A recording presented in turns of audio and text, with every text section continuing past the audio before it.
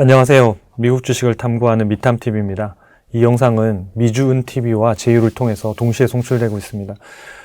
미국 주식 우량주 분석 코너는 미국에 있는 종목들 중에서 좀 우량주에 속하는 기업들을 순차적으로 소개해 드리는 것입니다. 그래서 어떤 특정 시점에 맞춰서 제공해 드리는 게 아니니까 어떤 지금 소개가 됐다고 해서 지금 뭐 우량주니까 사라 이런 판단을 하는 것이 아니라 전반적으로 이런 기업들을 데이터에 기반해서 어떻게 분석하는 게 좋고 장단점은 무엇이 있고 리스크는 무엇이 있는지 이런 것들을 좀 배워가고 기업 분석 방법을 알아가는 그런 코너로 시청을 해주시면 감사하겠습니다.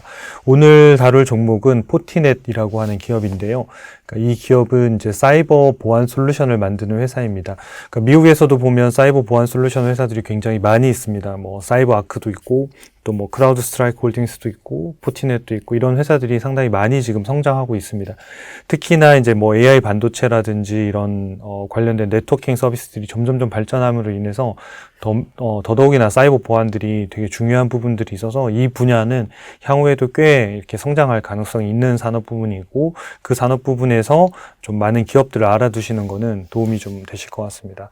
이제 하나씩 좀 알아보도록 하겠습니다.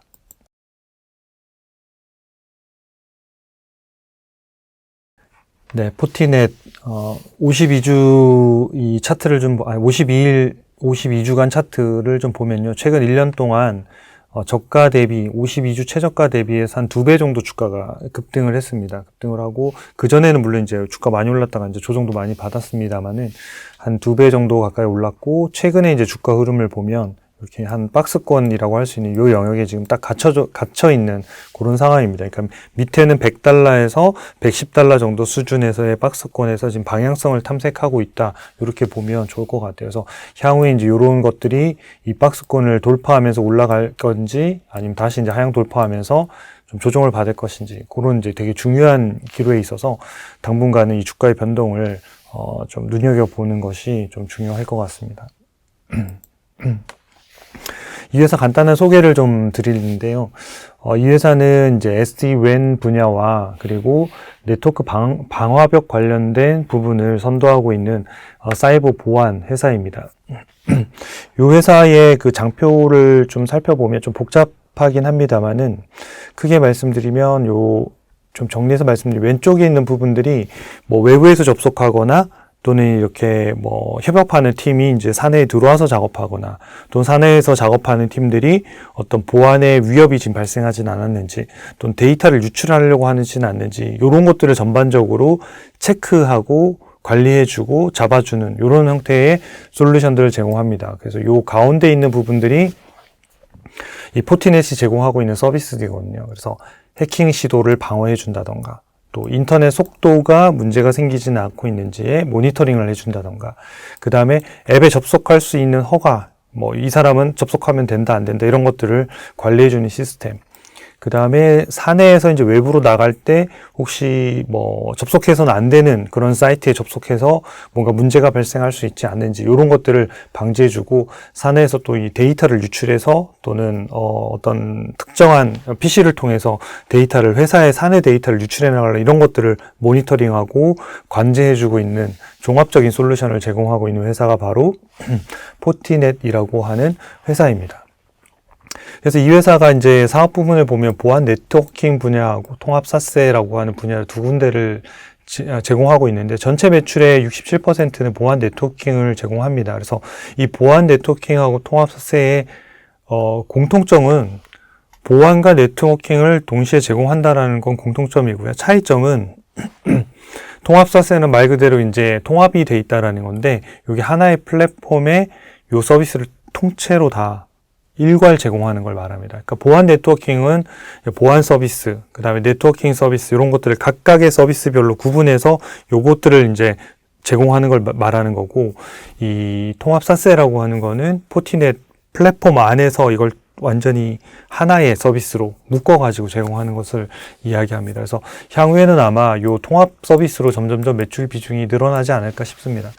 그러니까 이 회사의 서비스는 이제 포춘 100대 기업 중에서 되게 한 80% 정도, 그리고 글로벌 2000 기업 중에서 약 72% 정도가 포티넷의 서비스를 사용하고 있는 걸로 나오는데, 그러니까 상당히 선도하고 있고 많은 기업들한테 신뢰를 받고 있는 그런 기업이다, 이렇게 볼 수 있겠습니다. 리스크로 좀 우리가 좀 살펴볼 부분들은 아무래도 이제 기술 기업의 특성상 뭐 특허 관련된 소송들이 많이 좀 있습니다. 그래서 지금 최근 6개월 동안만 하더라도 특허 관련 소송이 한 6건 정도가 지금 걸려 있어서 상당히 이런 기술 부분과 관련된 특허들 소송이 어떻게 따라서 뭐 배상 문제나 뭐 이런 것들이 발생할 수 있어서 이런 부분들은 좀 기사나 이런 뉴스들을 팔로우하면서 이 회사의 리스크를 좀 체크하시는 게 좀 좋으실 것 같습니다.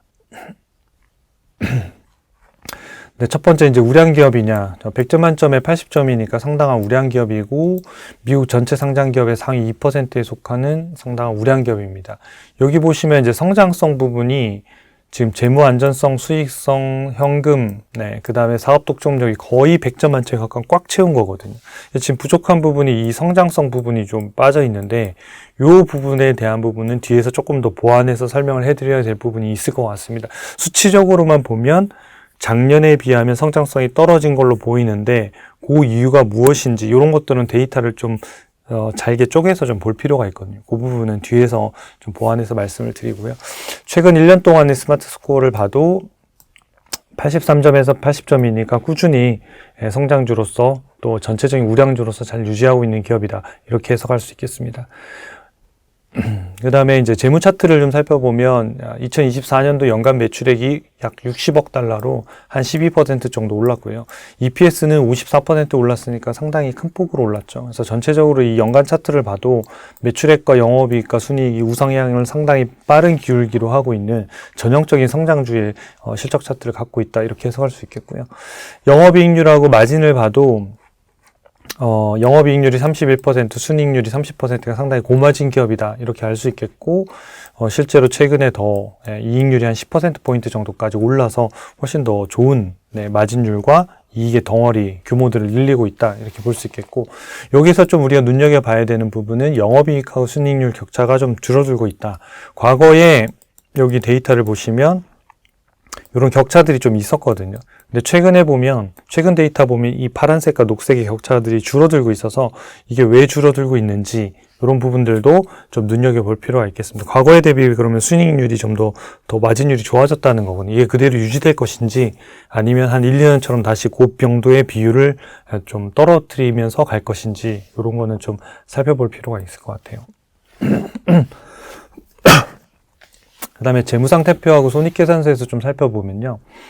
이 회사의 재무상태표에 보면 이제 전체적인 자산이 104억 달러인데 그 중에서 현금성 자산하고 단기 투자 자산을 살펴보면 거의 50% 정도에 육박할 정도로 상당히 많이 있습니다. 그래서 여러분들이 재무상태표를 봤을 때 단기 투자 자산이 많거나 현금성 자산이 많이 있으면 일단 기본적으로 이자 수익이 발생하겠구나, 이렇게 이해하시면 돼요. 그래서 영업이익 외에 영업 외 손익에서 이자 부분이 플러스가 되겠구나, 이렇게 보시면 되고요.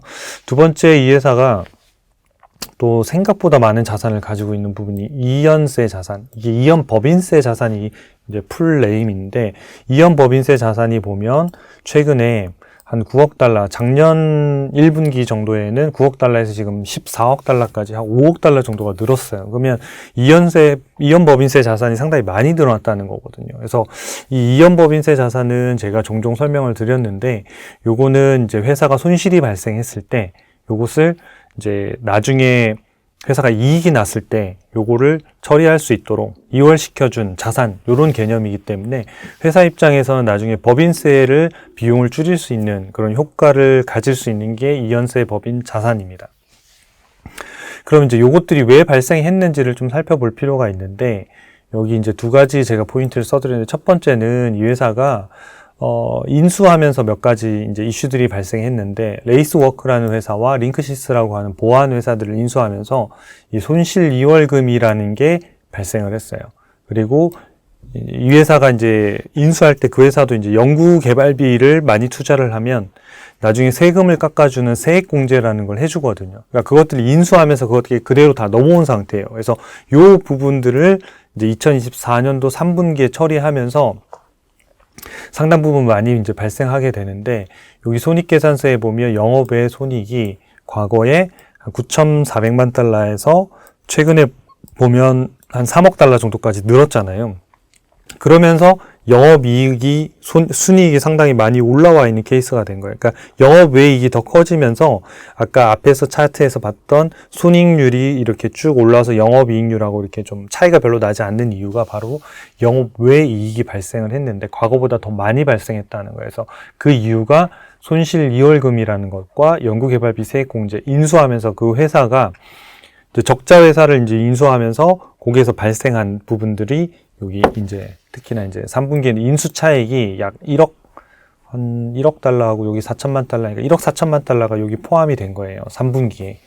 그러니까 인수하면 보통은 원래 장부가보다 더 비싼 가격으로 인수하거든요. 그래서 보통은 이게 무형자산이 발생하는 케이스가 발생해요. 그래서 여기 보면 위에 있는 무형자산이 발생하는 게 회사를 장부가액보다 더 비싸게 샀을 때 무형자산이 발생하는 거거든요. 근데 이 회사는 인수했는데도 불구하고 무형자산이 보면 여기에 잠깐 요만큼 이제 증가했습니다만은 이 회사가 인수하면서 손실을 받은 그 이월금들을 이제 인수하게 됐고 거기에서 이제 인수하는 차익들이 발생했어요. 그래서 이 인수 차익이 일시적으로 반영이 되는 케이스입니다. 그래서 3분기에 발생한 형태가 이렇게 나왔고 그래서 영업이익이 향후에 영업외이익이 3억 달러만큼 가지는 않을 거예요. 근데 대신 이연법인세 자산이 있기 때문에 이연법인세 자산은 향후에 법인세 비용 감소로 이어져서 법인세 비용도 순이익이 증가하는 효과는 분명히 주게 됩니다. 그래서 조금 어려운데 요 정리해드리면 요 아하를 보시면 인수차익이라고 하는 개념은 뭐냐면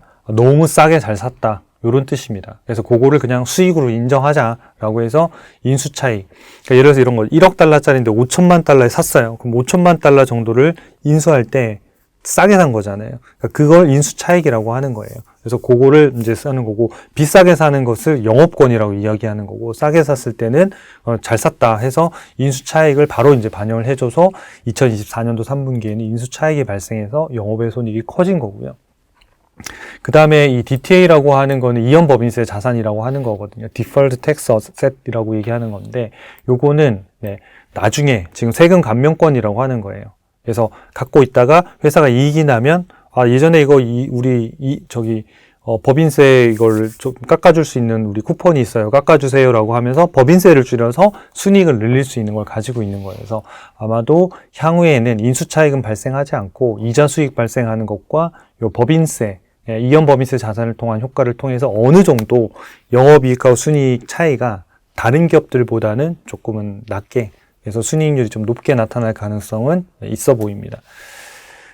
그 다음에 이제 현금 흐름표 상에서 봐도 이제 영업활동 현금 흐름이 꾸준히 상위에 있고 영업활동이 플러스 투자 재무 마이너스 이렇게 해서 일반적으로 좋은 현금 흐름을 가지고 있어요. 그래서 영업활동 현금 흐름이 22억 달러 정도, 순이익이 18억 달러 정도니까 상당히 영업 캐시플로우 상으로도 되게 좋은 기업이라고 우리가 볼 수 있겠죠.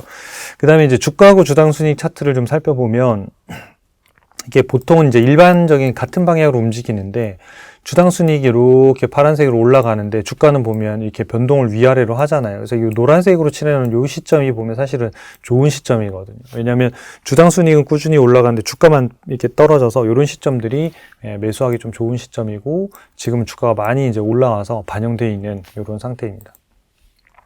요게 이제 향후의 주가에 대한 부분이죠. 그래서 지금은 이제 향후에 EPS가 올라가는데 주가가 어떻게 될 것이냐. 아까 이제 본 부분이 요런 부분이죠. 그러니까 EPS는 올라가는데 이게 주가가 떨어지는 부분. 다시 여기 2025년도 초반이죠.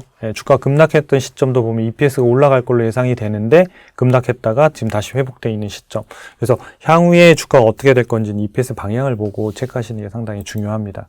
예상 실적을 좀 살펴드리면 매출액은 한 3년 동안 연평균 14% 정도 성장해요. 그러면 중간 성장 정도 기업은 되는 거예요. 고성장 기업은 아니라 하더라도. 그거에 비하면 이제 EPS는 이제 한 15% 그리고 2027년도에는 한 20% 정도 성장하니까 뭐 괜찮은 성장률이죠.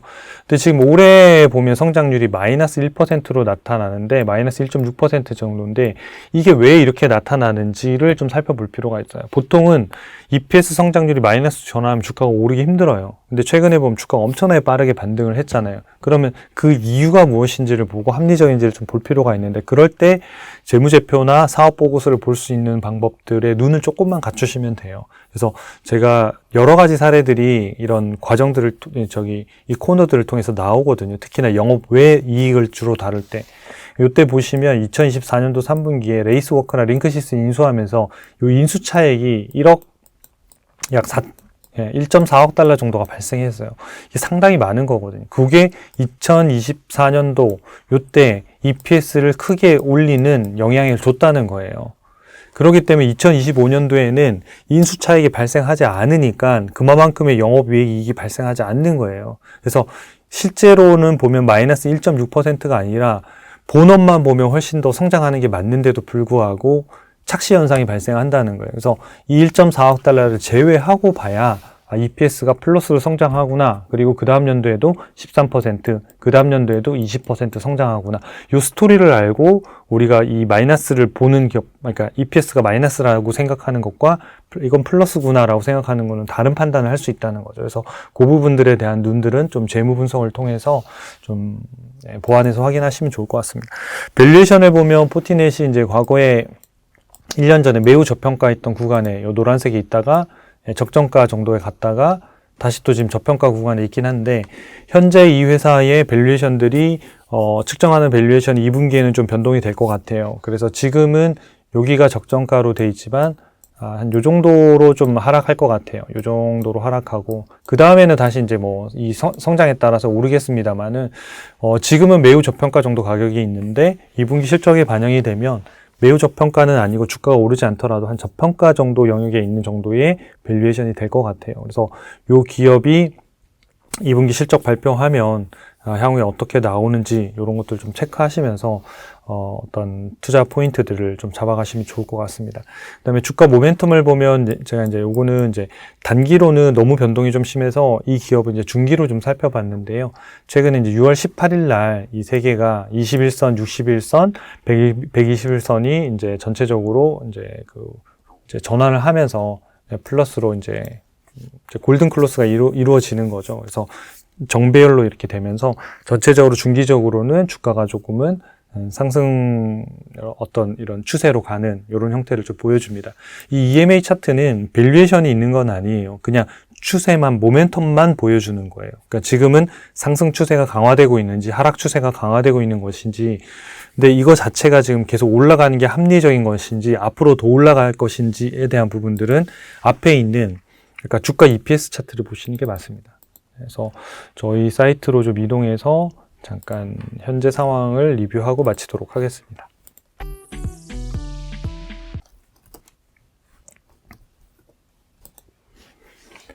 네, 포티넷은 보면 현재 이제 보유 상태네요. 100달러의 신호가 나왔고 4월 25일인데 나왔는데 아직까지도 주가는 크게 오르진 못했네요.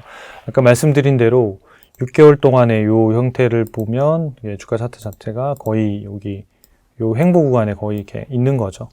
횡보가 있고 매수 신호는 여기 나와서 지금 왔다 갔다 있는 상태고, 좀 요 형태를 좀 벗어나는 형태가 나오면 상승 탄력이 좀 받을 가능성이 있는데 현재는 방향성을 탐색하는 이런 구간인 것 같아요. 매수 신호는 나와 있는 상태고 여기에서 만약에 이제 이 추세가 깨지면 아마 다시 또 매도 신호가 나올 거예요. 그러니까 매수 신호가 나왔던 거는 좋은 기업이고 밸류에이션도 맞지만 수급도 괜찮아서 나온 상태고요. 수급이 만약 밑으로 깨지면 아마 손절을 하자고 아마 의견이 나올 거예요. 그래서 이 기업은 매매 신호가 6번이 총 나왔고 현재 누적 수익률은 89%, 그리고 한 번 매매했을 때 가장 많은 수익률을 냈던 경우에는 한 43% 정도 되니까 신호로 보면 잘 맞춘 케이스라고 좀 볼 수 있을 것 같습니다. 그리고 네, 아까 여기 성장률이 여기에서 좀 낮게 나타나는 부분들은 요 EPS 부분, 매출액은 성장하지만 요 EPS에서 이렇게 마이너스 감소하는 부분이었는데 요 감소하는 부분은 약간 이제 뭐 회사 인수하면서 인수 차익이 발생해서 2024년도가 높게 거래되기 때문에 마이너스처럼 보이는 거기 때문에 그걸 좀 보정해서 보면 성장성이 20점보다는 좀 높은 걸로 봐줘야 될 것 같고요. 그리고 2023 이제 6년도, 2027년도로 보면 13%, 20% 정도 성장하니까 대략 한 40점 정도의 퍼센트, 그러니까 지금 20점으로 낮아져 있지만 40점 정도의 성장성이라고 보고 평가하시는 게 좀 좋으실 것 같습니다. 최근에 뉴스는 아직 뭐 있나요? 없나요? 네, 아직까지 뭐 뉴스가 나온 것 같지는 않네요. 실적들이나 이런 것들 나오면 여기 이제 뉴스에 나오니까 여러분들 확인하셔가지고 전체적으로 투자나 이런 판단하시는데 좀 도움이 되시면 좋을 것 같습니다. 도움이 되셨다면 구독과 좋아요 네, 부탁드립니다. 그리고 아까 말씀드린 대로 지금 당장 사자는 이견이 아니니까 여러분들 하나하나씩 좀 판단하셔가지고 투자하시는데 도움이 되시면 좋을 것 같습니다. 감사합니다.